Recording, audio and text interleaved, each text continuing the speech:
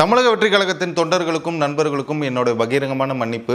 ஒரு பத்திரிகையாளராக செய்தி கொடுப்பது மட்டும் இல்லை, செய்திகள் நீங்கள் தவறாக புரிஞ்சுக்கிட்டாலும் அதுக்கான விளக்கமும் நான் அந்த பொறுப்புணர்ச்சியும் நான் எடுத்துக்கணும். ஸோ ஒரு வீடியோக்கான விளக்கம் நான் உங்கள்கிட்ட கொடுக்கணும். ஒன்று தஞ்சாவூர் சட்டமன்ற உறுப்பினர் விஜய் சரவணன் சாரை பற்றி ஒரு வீடியோ ஒன்று போட்டிருந்தேன். அவரோட பார்ட்டி வீடியோ நான் ஷேர் பண்ணியிருந்தேன். அது ஒரு 5 ஆண்டுகளுக்கு முன்பு எடுக்கப்பட்ட வீடியோ. ஓகேங்களா? அது நான் இந்த வீடியோவில் நான் விளக்கமாக உங்கள்கிட்ட சொல்லணும். அந்த ஒரு பார்ட்டி வீடியோ நடந்தது எப்படின்னா, ஒரு 5 வருஷத்துக்கு முன்னாடி நடந்த ஒரு வீடியோ. அதை பற்றி அந்த வீடியோ வந்ததுக்கப்புறம் என்னோடய கருத்துக்கள் நான் சொன்னேன். அது பயங்கர வைரலாக போயிட்டு இருந்தது மீடியா சைடில். அது நான் பார்த்தோன்னே இப்படி ஒரு சட்டமன்ற உறுப்பினராக இது ஒரு சமய செயலில் ஈடுபடக்கூடாது அப்படின்றது என்னுடைய கண்டனத்தை தெரிவிக்கணுன்றதுனால ஆஸ் எ ஜேர்னலிஸ்ட்டாக அந்த கண்டனம் தெரிவித்தேன்.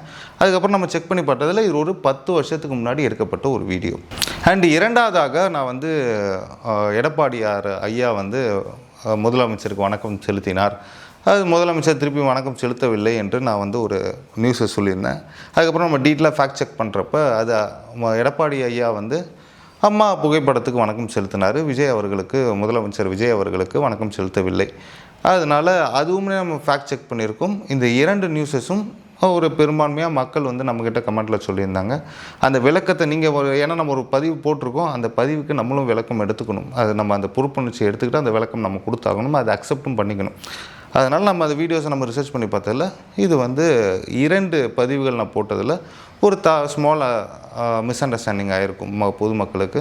அதை நானே கரெக்ட் பண்ணணும்னு நினச்சனால இந்த பதிவு. அதனால் இந்த நியூஸஸை நீங்கள் தவறாக நீங்கள் புரிஞ்சுக்கிட்டிங்கன்னா அதுக்கு நானும் சரி, என்னோடய சேனல் நிர்வாகமும் சரி ஒரு பொதுவாக மன்னிப்பு கேட்கணும்னு நான் ஆசைப்பட்டது.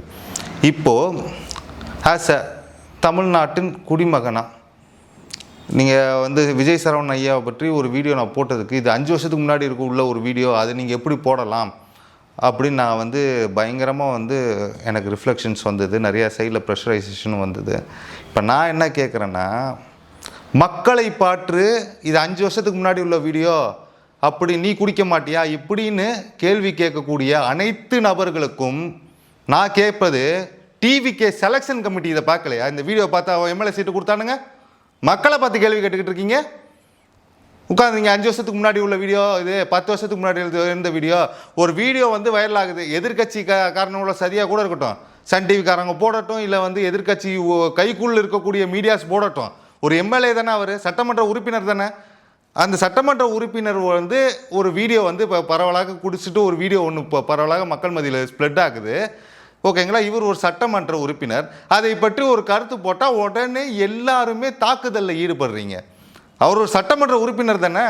இப்படி ஒரு வீடியோ ஒன்று வருது, தமிழக வெற்றி கழகத்தின் உள்ள தலைமையில் உள்ள ஆட்கள் ஒரு அறிக்கை விட மாட்டாங்களா? ஆமாங்க, இப்படி ஒரு வீடியோ வந்திருக்கு, ஏன்னு கூட போய் சொல்லிட்டு போட்டும், இது பாரம்பரியமாக நடந்துக்கிட்டு இருக்க ஒரு விஷயம்தான். இந்த மாதிரி ஏதாவது ஒரு கட்சியில் இந்த மாதிரி ஒரு விஷயம் பப்ளிக் மத்தியில் ஒரு சின்ன ஒரு டிசாட்டிஸ்ஃபேக்ஷன் நடக்குது, இல்லை ஒரு சின்ன ஒரு மக்கள் மத்தியில் பரவுதுன்னா என்ன பண்ணுவோம்? கட்சி ஒரு அறிக்கை வைப்பாங்க, இல்லை ஒரு தற்காலிகமாக ஒரு தடை, அது நிர்வாகி பண்ணால் கூட ஒரு தற்காலிக தடை ஒன்று வைப்பாங்க. அதுக்கப்புறம் திருப்பி கட்சியில் சேர்த்துக்க மாட்டானுங்க. அது ஒரு கட்சிக்குள்ளே ஒரு அண்டர்ஸ்டாண்டிங்னு வச்சுக்கோங்களேன். நான் என்ன அந்த வீடியோ பதிவில் போட்டிருந்தேன், இந்த மாதிரி ஒரு எம்எல்ஏ சட்டமன்ற உறுப்பினர் இப்படி ஒரு டான்ஸ் ஆடியிருக்காரு, இது கண்டிக்கத்தக்கவை, ஒரு கண்டனம் கொடுங்க, இல்லை ஒரு முதல்வராக இருக்கக்கூடிய ஜோசப் விஜய் அவர்கள் ஒரு கண்டனம் தெரிவிக்கணும், இல்லை நான் இனிமேல் இது மாதிரி நடக்காது அப்படின்றத அவர் ஒரு கட்சி சைட்லேருந்து ஒரு அறிக்கை தானே நம்ம சொல்லியிருந்தோம். அதுக்கு எல்லாரும் போய் தாக்குதல், நீங்கள் குடிக்க மாட்டீங்களா, அது பண்ண மாட்டீங்களா, மக்களை கேள்வி கேட்கக்கூடிய மக்கள்கிட்ட நீ இது பழைய வீடியோ, அது எப்படி நீங்கள் ஷேர் பண்ணுவீங்க அப்படின்னு நான் கேட்ட பயங்கரமான தாக்குதலில் ஈடுபட்டுக்கிட்டு வந்துட்டு இருந்தாங்க. இந்த வீடியோ வந்துருச்சு, வைரல் ஆயிடுச்சு. இந்த வீடியோ பார்த்துட்டு எல்லாம் கம்முன்னு இருக்கணுமா? இது யாருமே பத்திரிகையாளரோ இல்லை பொதுமக்களோ இதை பார்த்து கேள்வி கேட்க மாட்டாங்களா? அவர் சட்டமன்ற உறுப்பினருங்க. நாளைக்கு ஒரு பெண் நிர்வாகி அவர்கிட்ட ஒரு பெட்டிஷன் கொடுக்க போவாங்க, எப்படி அவங்கள அப்ரோச் பண்ணுவாங்க? இந்த மாதிரி ஒரு ஆள் அவரே மன்னிப்பு கேட்க சொல்லுங்களேன். மன்னிப்பு இல்லைங்க, இந்த மாதிரி ஒரு வீடியோ வந்துகிட்டு இருக்கு, இல்லை மன்னிப்பு கேட்க அவ்வளோ கூச்சம் இருக்குதா, இல்லை அதுக்கு அவர் அந்த மாதிரிலாம் கேட்க மாட்டாருன்ற ஒரு எண்ணம் இருந்ததுன்னா ஏஐ வீடியோன்னு போய் சொல்லிட்டு போங்க, அப்படியே சொல்லிட்டு போங்க. மக்கள் மத்தியில் ஒரு தவறாக ஒன்று பரவிட்டு இருக்கு, மக்களுக்கு திருப்பி ஒரு நம்பிக்கை கொடுக்கணும் இல்லையா? அந்த பொறுப்புணர்ச்சி கட்சி எடுத்துக்கணுன்றது தான் என்னுடைய நிலைப்பாடு, என்னுடைய கருத்தாகவும் நான் தெரிவிச்சிருந்தேன். ஒரு கட்சி சைடில் ஒரு அறிக்கை கொடுங்க, இப்படி ஒரு நியூஸ் போயிட்டுருக்கு, மக்களுக்கு ஒரு நம்பிக்கை கொடுங்கன்றது தானே என்னோடய வீடியோ பதிவில் நான் சொல்லியிருந்தது.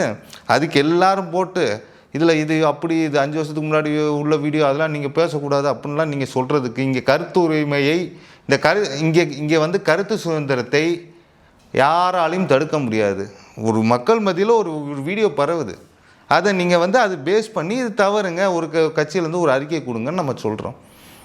அவ்வளோதானே. அது வந்து கொடுத்துட்டு போக வேண்டியதானே. அதுக்கு வந்து ஃபுல் ஃப்ளெஜ்டாக நீங்கள் வந்து 5 வருஷத்துக்கு முன்னாடி எடுத்த வீடியோ 10 வருஷத்துக்கு முன்னாடி எடுத்த வீடியோ நீங்கள் சொல்லிட்டுருக்கீங்க. அப்படி நீங்கள் சொல்கிறதுக்கு போல தலைமையை டேக் பண்ணி ஒரு அறிக்கை கொடுங்க அப்படின்னு சொல்லுங்கள். அது உண்மையான தொண்டர். சும்மா எதுக்கு எடுத்தாலும் வந்து ஒரு ஒரு ஒரு டிஃபென்ஸ் டிஃபென்ஸ் பண்ணாதீங்க. அது ஒரு ஆரோக்கியமான ஒரு அரசியலாக இருக்காது. இதுக்கு முன்னாடி உங்களுடைய தலைவர் ஒரு திரைப்பட நடிகர், அதுக்கு நீங்கள் ஒரு ஃபேன் வெர்சஸ் ஃபேன் ஒரு சண்டைகள் நீங்கள் மேற்கொள்ளலாம்.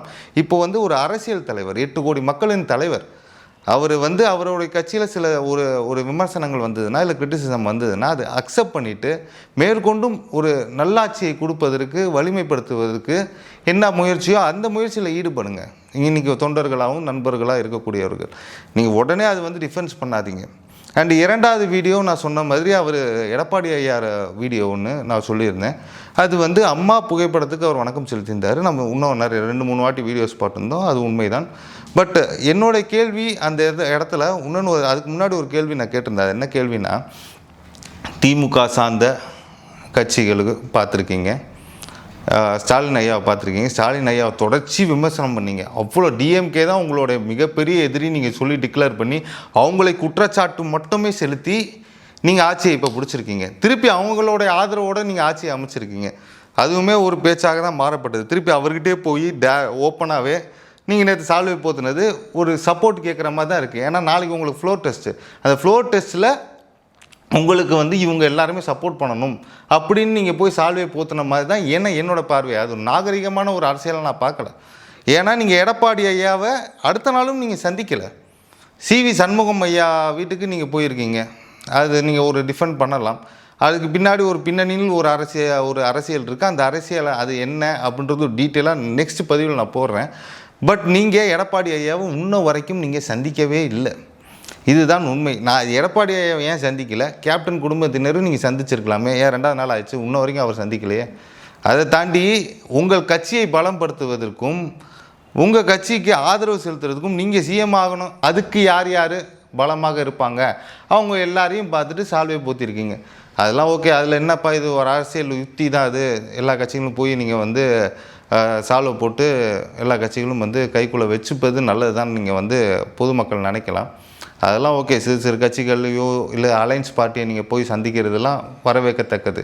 ஆனால் மக்கள் மத்தியில் திமுகவை அவ்வளோ விமர்சிச்சிங்க. திமுக கெட்டவங்க, இவங்க ஒரு ஊழல் சக்தி, தீய சக்தி அப்படின்லாம் சொல்லக்கூடிய ஆட்கள் இன்றைக்கி திமுக வீட்டு வாசலில் நீங்கள் நின்றுட்டு அவருக்கு நீங்கள் சால்வை போத்துவது மக்கள் மத்தியில் ஒரு அதிருப்தியை உண்டாக்காதா? மக்களை நீங்கள் திமுக அவ்வளோ விமர்சிச்சிருக்கீங்க. திமுக ஒரு தீய சக்தின்னு நீங்கள் சொல்லியிருக்கீங்க. இப்போ அந்த தீய சக்தி நீங்கள் சொல்லப்பட்ட ஒரு சக்தி தான் இன்றைக்கி உங்கள் முதலமைச்சர்னு ஒரு சக்தியை கொடுத்துருக்குன்றது நான் நம்புகிறேன். ஏன்னா இன்றைக்கி உதயநிதி ஐயாவே எதிர்க்கட்சி தலைவர் அவர் என்ன சொல்கிறாரு, என்னதான் அவர் வந்து ஜெயிச்சிருந்தாலும் அவர் சிஎம் ஆகிறதுக்கான சீட்டெலாம் அவர்கிட்ட இல்லை. என்னுடைய கட்சியில் உள்ள வந்து பக்கபலமாக என்னோடய கட்சியில் இருக்கக்கூடிய அலைன்ஸ் மூலமாக மட்டுமே தான் இவர் ஆட்சி அமைச்சிருக்காருன்னு இன்டெரக்டாக குத்தி காட்டுறாரு இன்றைக்கி சட்டப்பேரவையிலே. ஆனால் எடுத்தவுடனே டிஎம்கேவை போய் சந்திப்பது எனக்கு வந்து ஒரு தவறாகப்பட்டது. காரணம் என்னென்னா, நீங்கள் டிஎம்கே முழுக்க கிரிட்டிசிசம் பண்ணி தீய சக்தி அவங்க தீய சக்தின்னு சொல்லி நீங்கள் தூய சக்தின்னு நீங்கள் வந்து மக்கள் மத்தியில் ரிஜிஸ்டர் பண்ணிட்டு நீங்கள் போய் திருப்பி திமுக இடத்துலேயே போய் நிற்கிறது, திமுகவோட ஆதரவை நீங்கள் கேட்குறது, நீங்கள் டிஎம்கேவோட பி டீமாக மாறிவிட்டீர்களா அப்படின்ற ஒரு கேள்வி எனக்கு எழும்புது. நீங்கள் மக்களை ஏமாற்றி விட்டீர்களா, கைவிட்டு விட்டீர்களா அப்படின்றது எனக்கு ஒரு கேள்வி எழும்புது. இதோடு நான் இந்த வீடியோ முடித்துக்கொள்கிறேன். மக்கள் உங்கள் கருத்துக்களை நீங்கள் கமெண்ட்டில் தெரியப்படுத்துங்க.